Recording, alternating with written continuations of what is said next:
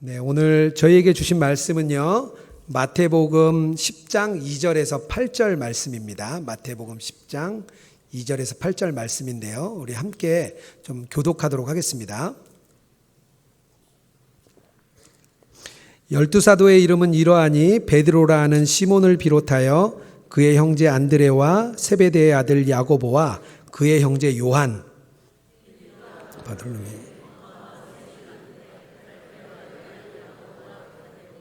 가나안인 시몬 및 가롯 유다 곧 예수를 판 자라.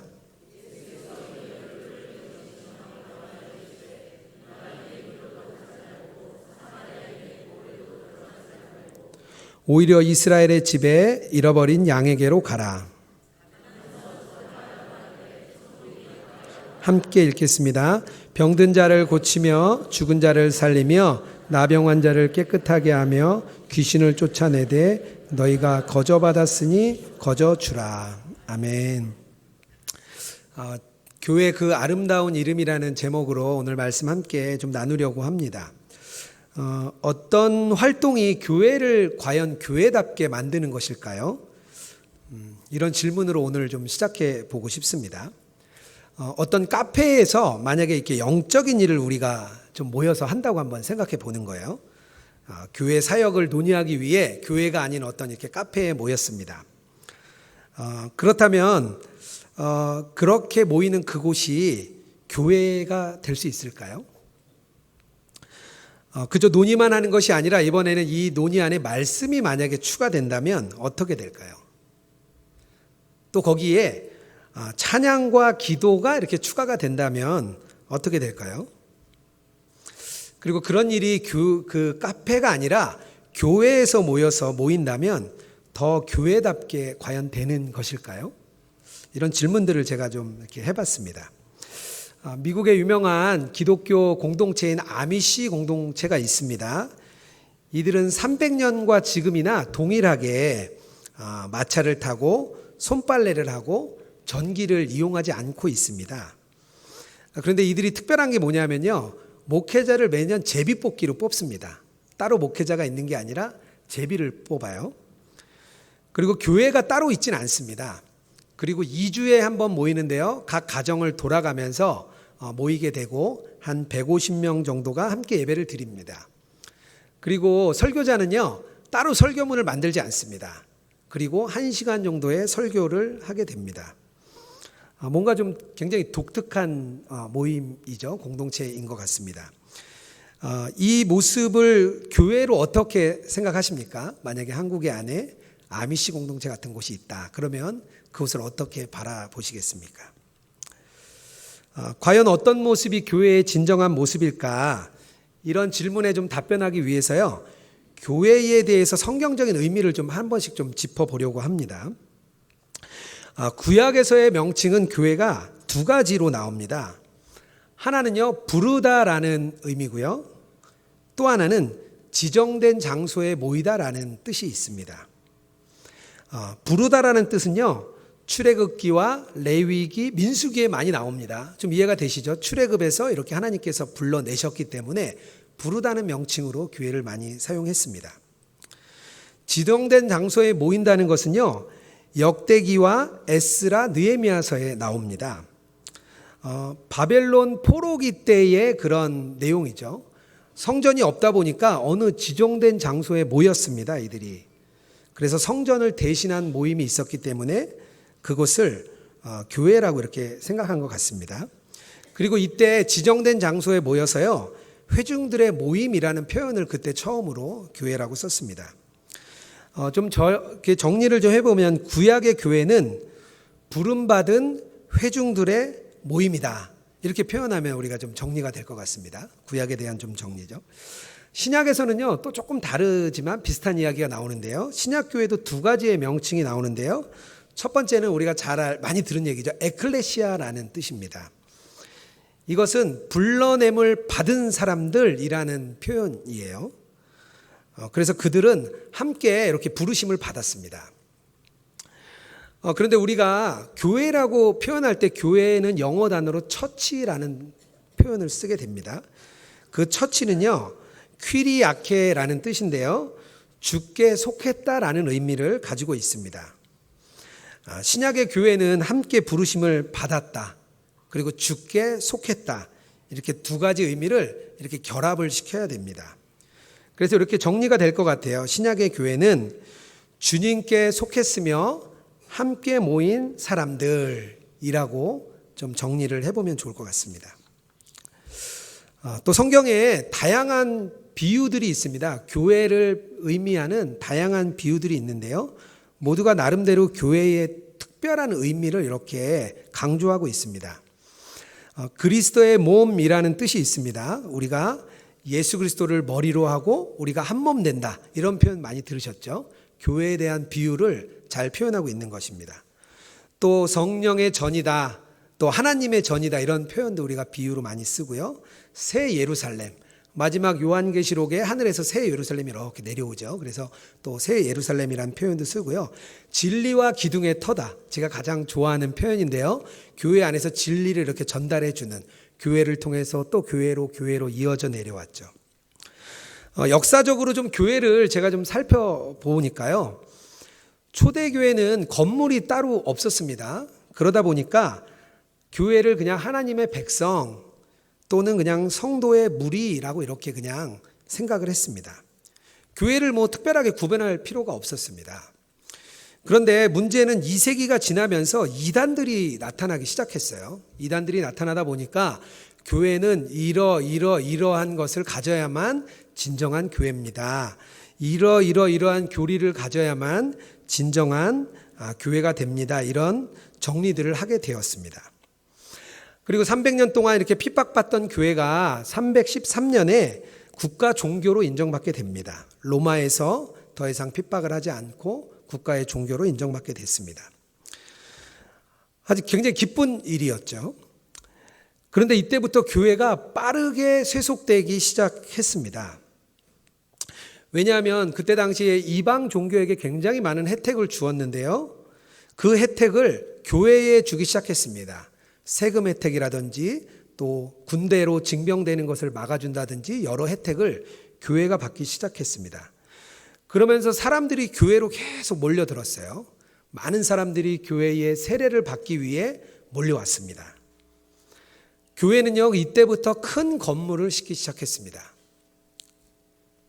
교회가 건물화되기 시작한 시점이 바로 이때입니다. 중세 카톨릭은요, 이렇게 생각을 했습니다. 교회가 이 땅에 세워진 하나님의 나라다. 그래서 심지어 뭐라 그랬냐면요, 교회 밖에는 구원이 없다. 이 교회 안에 있는 사람만 구원을 받을 수 있다고 이야기했습니다. 그래서 조직화된 이 교회가 하나님의 나라가 되다 보니까 문제가 발생했습니다.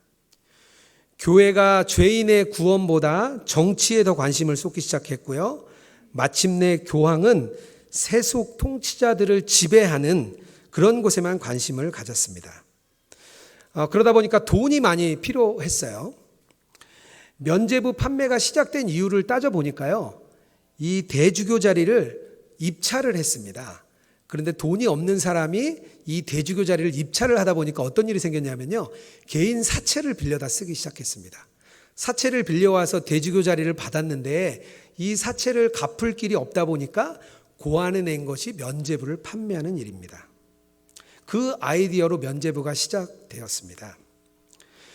교회가 정치에 참여하고 세상에 그 정치를 하다 보니까요, 부패와 타락의 길로 걷기 시작했습니다. 이때가 돼서야 종교 개혁이 시작된 것입니다. 그래서 카톨릭의 교회 관계는 결변하고 새로운 성경적인 교회의 모습을 찾기 시작했죠. 교회가 어떻게 시작되었는지 성경을 다시 돌아보게 된 것입니다. 그렇다면 예수님께서는 어떻게 교회를 시작하셨을까요? 오늘 본문을 우리가 읽은 내용에 보면은요, 12제자가 나옵니다. 예수님께서는 이 12제자와 함께 교회를 시작하셨습니다. 그런데 제자들이요, 뭐 특별한 사람들이 아니었습니다. 우리들이 잘 아는 것처럼 목수고 어부고 세리고 뭔가 낮은 계층의 사람들이 모여서 제자들이 되었습니다. 이 제자들은요, 예수님이 잡히시던 밤에 대부분 도망을 갔습니다. 그리고 베드로는요, 잡으러 온 종의 귀를 잘라가지고 더 일만 어렵게 만들 뻔했습니다. 또 대부분은 예수님의 말씀을 제대로 이해하지 못했죠. 십자가의 길을 걸어가겠다 하신 예수님의 말씀을 듣고도 이해하지 못해서 오히려 걸림돌이 될 뻔했습니다. 그렇다고 특별하게 말씀대로 살았냐? 그것도 보면 아닌 것 같습니다. 왜냐하면 부활하신 예수님을 만났는데도 자신의 생업을 위해 어부의 길로 다시 돌아갔기 때문입니다. 제자들에 대한 이런 혹평이 우리에게 있습니다. 그런 면에서 제자들은 좀 우리와 좀 비슷한 것 같아요. 그저 거리에서 볼 수 있는 그런 흔한 사람들입니다. 때로는 굉장히 신실한 것 같은데요, 어느 순간 보면 무너져 있습니다. 사랑이 많은 것 같은데 보니까 자기 것만 엄청 또 챙길 때가 있습니다. 부드러운 것 같은데 막상 가까이 가보면 아주 날카롭고 완고한 사람들도 있습니다. 그저 연약함이 뒤섞여 있는 그냥 보통의 사람들이지요. 이런 사람들을 사용해서 예수님께서는 그분의 교회를 만드셨습니다. 왜냐하면요, 교회의 유일한 재료는 사람이었기 때문입니다. 창세기의 교회는 족장들이었습니다. 아브라함과 이삭과 야곱같이 믿는 자들의 그 족속들. 하나님께서 아브라함을 부르셔서 그와 언약을 맺으시고 그들을 세상하고 분리시켜서 백성으로 삼아 주셨습니다. 모세 시대에는 이스라엘 백성들이 출애굽하면서 하나님의 교회를 구성했습니다. 그래서 그들이 광야에 있을 때 광야 교회다, 이렇게 스데반이 말을 하고 있습니다. 출애굽한 후에 성막을 만들긴 했지만요, 시작은 이스라엘 백성들 그들 뿐이었습니다. 지금도 교회의 재료는요, 사람뿐입니다. 교회를 이룬다는 것은요, 사실 우리의 생각이 아닙니다. 바로 예수님께서 생각하신 게 교회입니다. 그냥 우리의 생각대로 산다면 우리는 그냥 편안한 삶을 살고 싶어 합니다. 그리고요, 우리 생각에 맞는 사람들끼리만 우리 살고 싶은 게 우리의 마음이죠. 요즘이 특별히 개인주의 사회이기 때문에요, 다른 사람의 사생활을 침범하는 거 굉장히 싫어합니다. 그래서 요즘 사람들은 아주 느슨한 관계, 느슨한 유대 관계를 요즘 사람들은 참 좋아합니다. 그래서 SNS 같은 느슨한 유대가 굉장히 유행을 하고 있는 것이죠. 침해받는 것은 싫고 또 혼자 있는 것도 또 싫은 거예요. 아주 그래서 느슨한 관계를 유지하는 것입니다. 가끔 마음에 맞는 사람끼리 모여서 동창 모임을 하면 얼마나 즐거운지 모릅니다. 같이 모여서 탁구도 치고 등산도 가고 이렇게 식사 모임을 가지면요, 그것처럼 참 편한 게 없습니다. 그런 사람들과 교회를 이룬다면 너무 좋겠다, 이렇게 생각할 때가 우리가 있습니다. 그저 좋아하는 사람들끼리 모이고 싶은 게 우리의 모습입니다. 또 교회는요, 무언가 사람들이 중요한 일을 해야 한다고 생각을 합니다. 다른 사람을 위해서 내가 조금 더 쓸모 있는 사람이 되어야 된다고 생각을 하는 거죠. 그래서 아무 힘도 없고 능력도 없고 중요한 사람이 아닌 사람들은요, 그저 교회에 쓸모없는 사람이라 생각합니다.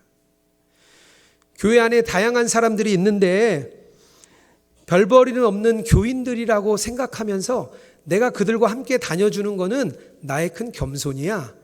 볼품없는 사람들과 함께 있는 것은 내가 사랑이 많은 사람이야, 이렇게 생각하는 사람들도 있습니다. 그런데 진정한 교회는 다릅니다. 왜냐하면 예수님께서는요, 그런 다양한 사람들을 한 곳에 모아서 교회를 이루도록 했기 때문입니다. 그래서 교회는 그저 평범한 사람들이 모여서 가족처럼 하나가 되는 곳입니다. 교회를 그런 관계를 이루라고 우리를 받은 것입니다. 함께하고 싶지 않은데 그 사람과 함께 그런 가족과 사랑의 관계를 가지라고 예수님께서 우리를 부르신 것입니다. 그래서 오늘 8절에 보면요, 병든 자를 고치며 죽은 자를 살리며 나병 환자를 깨끗이 하고 귀신을 쫓아내고 너희가 거저받았으니 거저주라. 예수님이 이것이 우리에게 주신 사명입니다. 이 사명을 위해서는요, 우리가 해야 할 것이 있는데요. 첫 번째는요, 예수님의 눈으로 사람을 바라보아야 합니다. 허름한 옷을 입은 할머니 한 분이 마을 어귀에 나와 앉아 계십니다.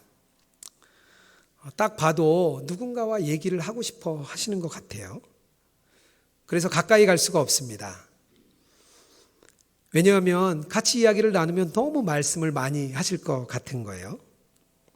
그래서 가까이 가지 못하고 있습니다.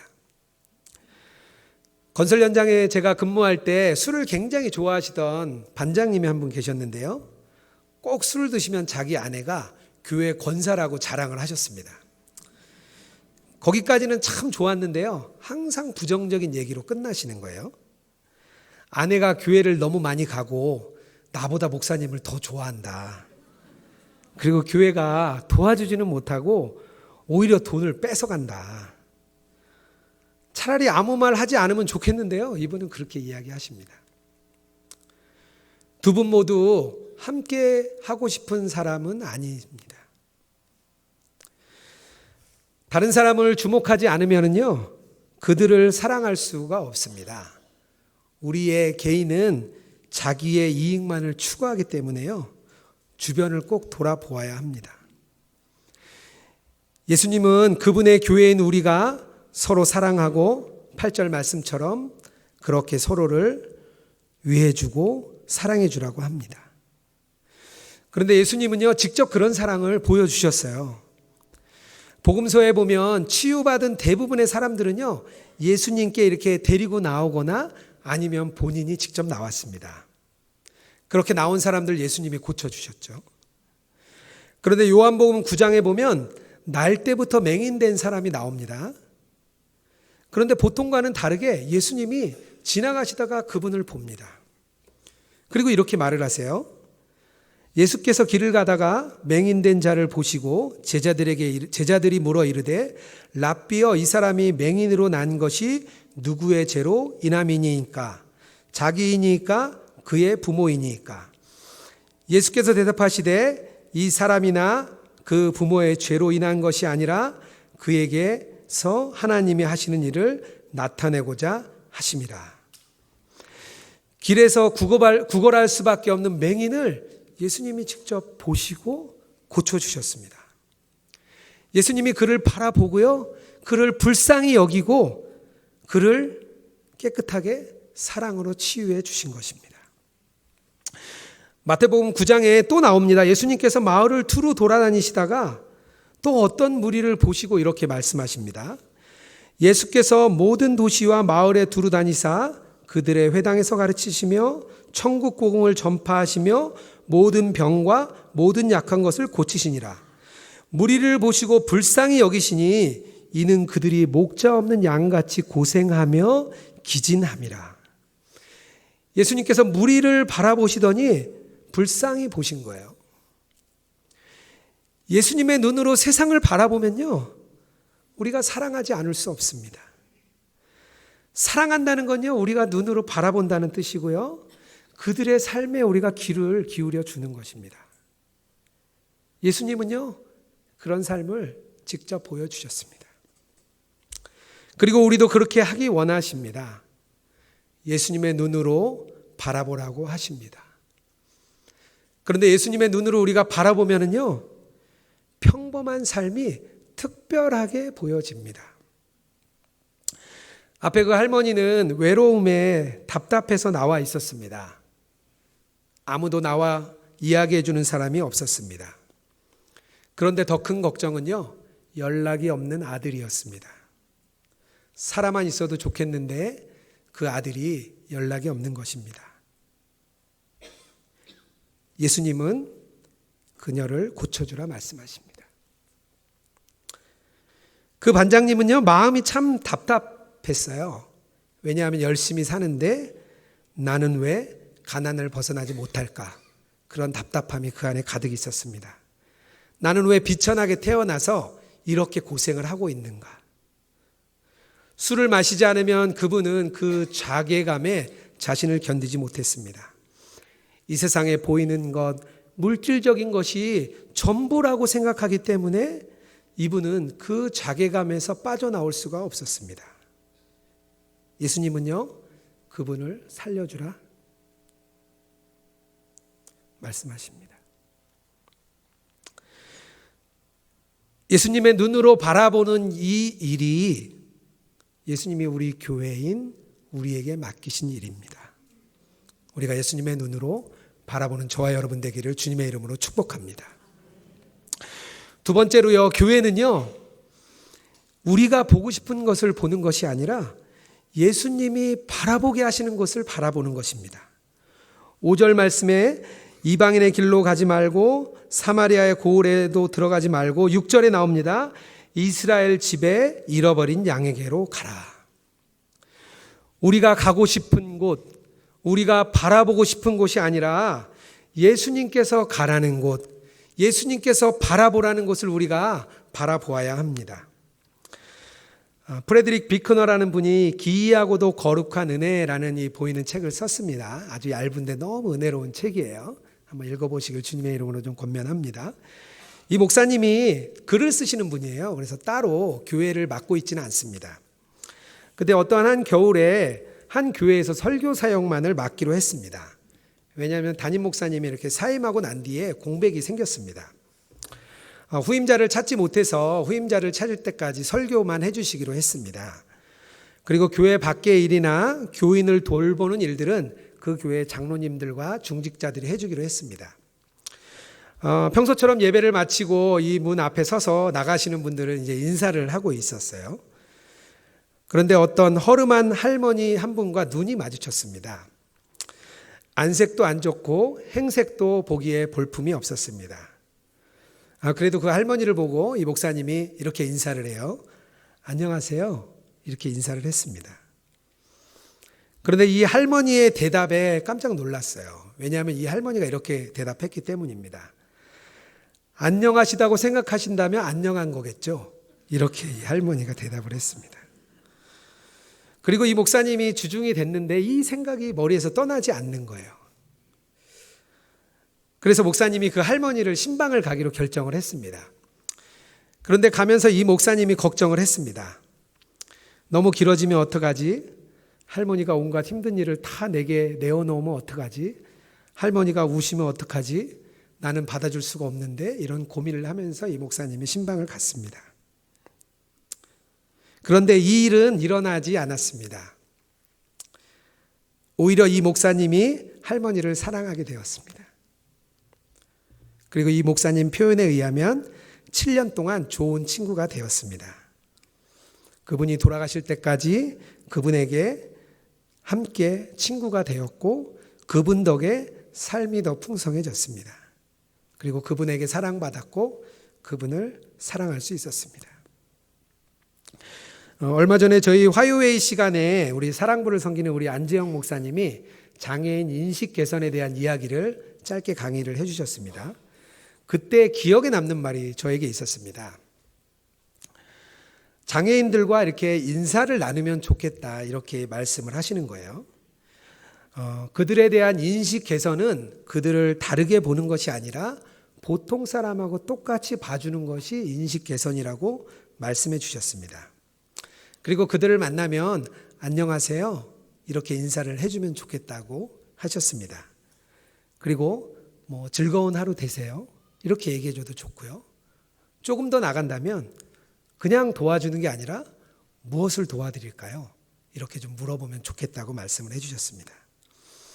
그리고 그들을 자주 만나면 그분들의 장애가 아니라 인격이 보인다 이렇게 목사님 말씀해 주셨습니다. 안재영 목사님은 아마 우리 장애인들을 예수님의 눈으로 바라보고 그들을 사랑하고 계신 것 같았습니다. 우리가 예수님의 눈으로 바라보면은요 사랑하게 됩니다. 그리고 예수님이 바라보라고 하는 우리 장애인들을 바라볼 수가 있습니다. 제가 2016년 말에 위지엠 사역을 4년째 마친 해였습니다. 담임 목사님께서 그동안 위재M 사역을 많이 했으니 목양을 좀 경험해 보면 좋겠다 이렇게 말씀해 주셨습니다. 그래서 저는 그때 생각에 목양을 한다면 젊은이 교회를 가겠구나 이렇게 혼자 생각을 했습니다. 그리고 가만히 생각해 보니까 제가 청년 때 좀 방황을 좀 많이 했습니다. 이제 나중에 회심을 했기 때문에 청년 때 방황했던 생각이 이렇게 났어요. 그래서 하나님께서 청년 때 방황했으니까 이제 다시 청년들과 함께 그때의 잃어버린 시간을 만회해라 하는 줄로 저는 생각을 했습니다. 그렇게 생각하고 무엇을 할까 이렇게 많이 고민을 했습니다. 그리고 나서 이제 저의 사역할 수 있는 자리가 발령이 났는데요. 제가 갈렙교회에 가게 됐습니다. 그런데 그때 저에게 좀 걱정과 염려가 좀 왔습니다. 왜냐하면 제가 이 교회 출신이다 보니까 어릴 때부터 왔던 장로님들, 권사님들, 저희 어머니도 거기 계셨고요. 어머니 친구분들도 많이 계셨습니다. 마음에 부담이 참 많이 되는 거예요. 그리고 또 한편으로는 이제 은퇴하신 분들이시니까 내가 뭘 할 수 있을까? 내가 어떻게 할 수 있을까? 과연 여기서 정말 사역을 잘할 수 있을까? 이런 고민들이 제 안에 되었습니다. 그런데 2년 동안 그곳에서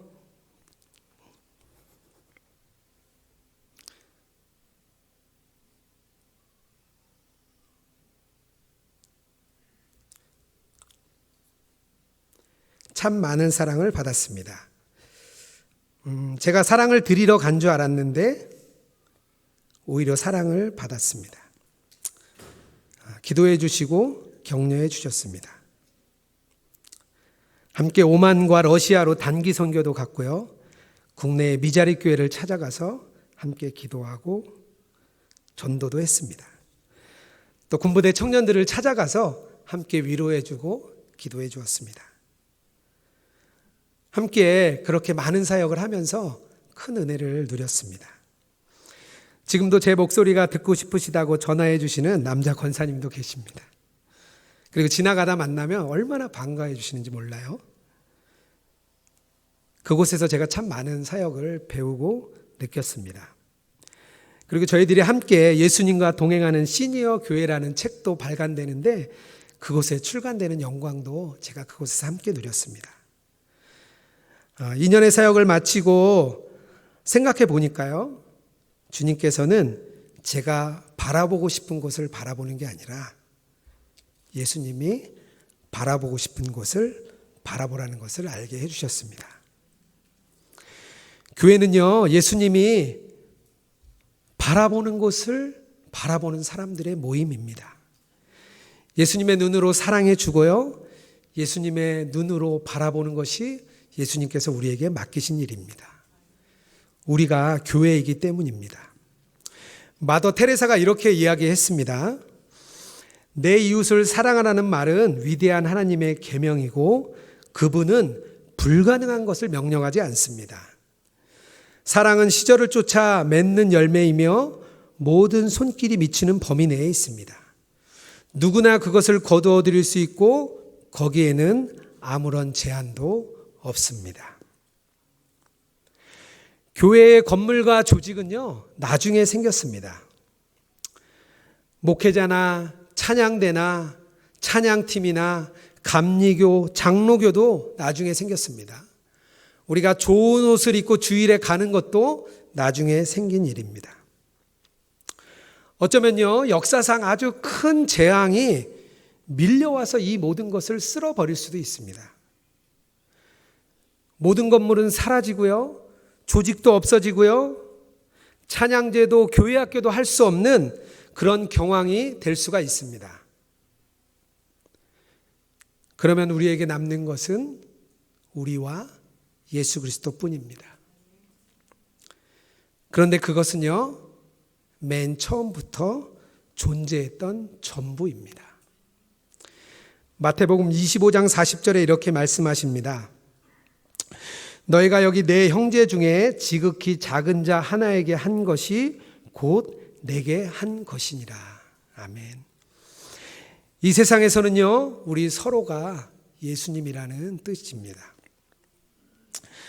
지난달에 좀 특별한 돌잔치가 있었습니다. 제가 집사로 지내던 시절부터 가깝게 지내던 집사님 가정인데요. 작년에 이 가정에 셋째 아이가 생겼는데 검사 끝에 다운 증후군이라는 걸 알았습니다. 그리고 참 어려운 시간을 잘 보냈습니다.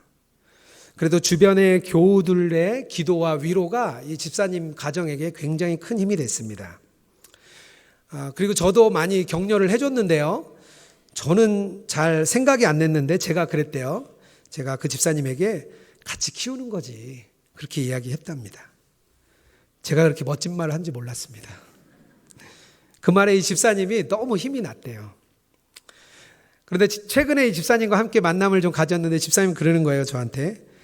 지금 돌아보니까 뭘 같이 키워주는지 모르겠다.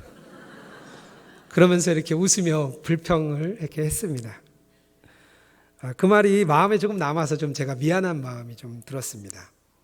가만 돌아보니까 그 아이가 이제 돌이 다 됐는데 제대로 이렇게 잘 보지 못했습니다. 지난 9월에 미주 세미나에 갔다가 맨하탄에 잠깐 이렇게 구경하는 일이 있었습니다. 나가서 이렇게 돌아보는데 이상하게 그때 그 아이가 생각이 났습니다. 그래서 선물을 하나 샀습니다. 물론 엄마 걸로 샀죠. 작은 선물인데요. 그냥 격려를 해주고 싶었습니다. 그리고 전화를 해주고 만나서 선물을 그냥 전해주었습니다.